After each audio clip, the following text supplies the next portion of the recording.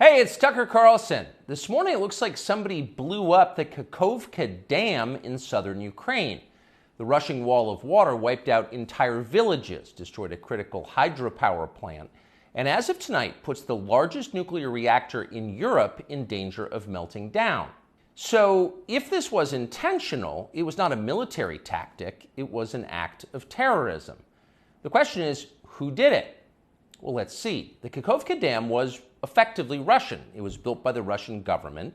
It currently sits in Russian-controlled territory. The dam's reservoir supplies water to Crimea, which has been, for the last 240 years, home of the Russian Black Sea Fleet. Blowing up the dam may be bad for Ukraine, but it hurts Russia more. And for precisely that reason, the Ukrainian government has considered destroying it. In December, the Washington Post quoted a Ukrainian general saying his men had fired American-made rockets at the dam's floodgate as a test strike. So really, once the facts start coming in, it becomes much less of a mystery what might have happened to the dam. Any fair person would conclude that the Ukrainians probably blew it up, just as you would assume they blew up Nord Stream, the Russian natural gas pipeline, last fall. And in fact, the Ukrainians did do that, as we now know. It's not like Vladimir Putin is anxious to wage war on himself. Oh, but that's where you're wrong, Mr. and Mrs. Cable News consumer. Vladimir Putin is exactly that sort of man, the sort of man who'd shoot himself to death in order to annoy you.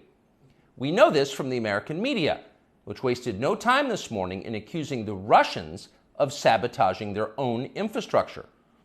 Bill Kristol, the man who once told us that Saddam Hussein was responsible for 9/11, immediately denounced Putin as a war criminal and even more savagely compared him to Donald Trump. The rest of the pundit class made similar, clearly coordinated noises. Putin did it! Putin did it! And their reasoning was simple. Putin is evil, and evil people do evil things purely for the dark joy of being evil.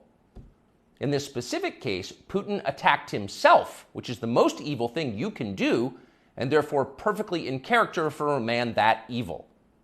That was their explanation. No one who's paid to cover these things seemed to entertain even the possibility it could have been the Ukrainians who did it. No chance of that. Ukraine, as you may have heard, is led by a man called Zelensky. And we can say for a dead certain fact that he was not involved. He couldn't have been.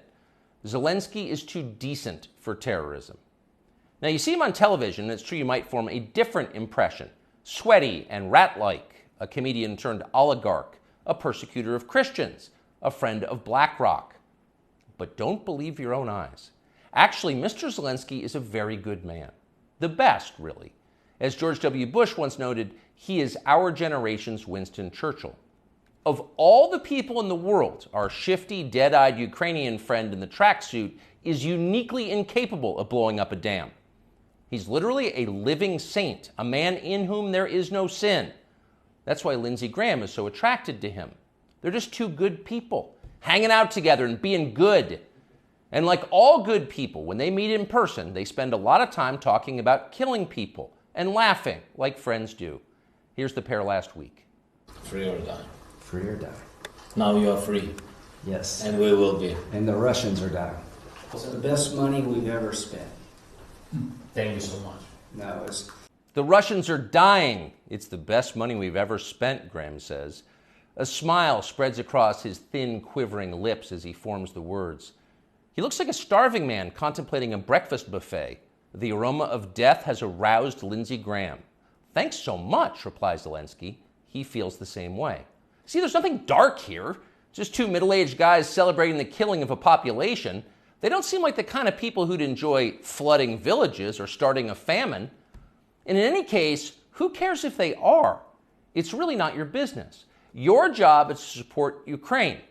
Watch Nikki Haley, a Republican candidate for president, explain this principle on CNN. A win for Ukraine is a win for all of us. And for them to sit there and say that this is a territorial dispute, that's just not the case. To say that we should stay neutral, it is in the best interest of America. It's in the best interest of our national security for Ukraine to win. We have to see this through. We have to finish it. See? It's very easy to understand. It is vitally important for you to support Ukraine because it's necessary for Ukraine to be supported by you.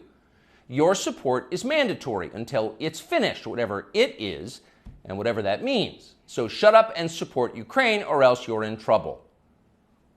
Back when they still taught logic, statements like this were known as tautologies. Something is true because it is. The more you repeat it, the truer it becomes. It's a self-reinforcing reality.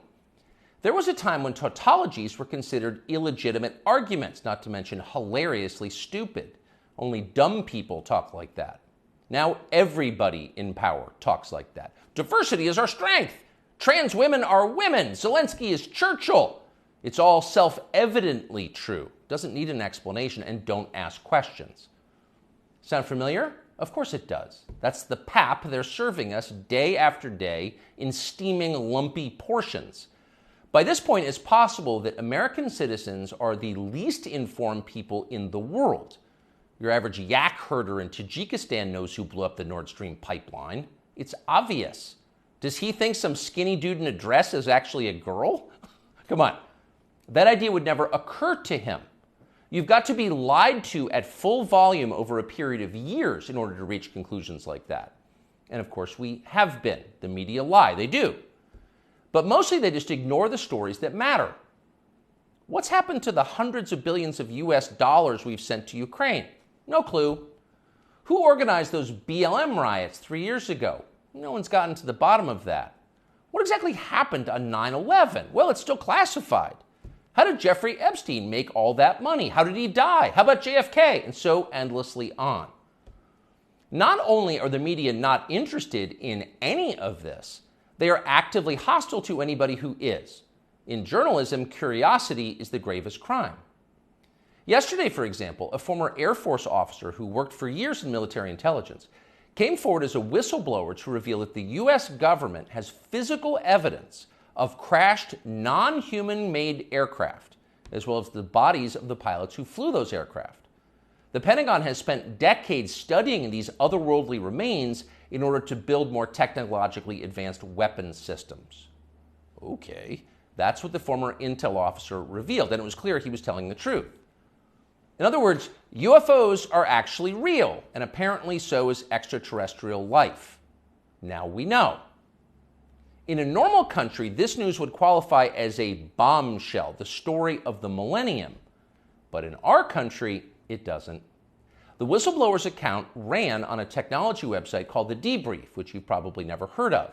The Washington Post had that story, but decided not to run it. The New York Times, meanwhile, just pretended it never happened.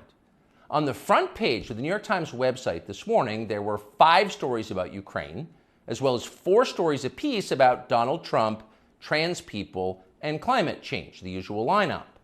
There was nothing at all about how an alien species is flying hypersonic aircraft over our cities. Not one word. So if you're wondering why our country seems so dysfunctional, this is a big part of the reason.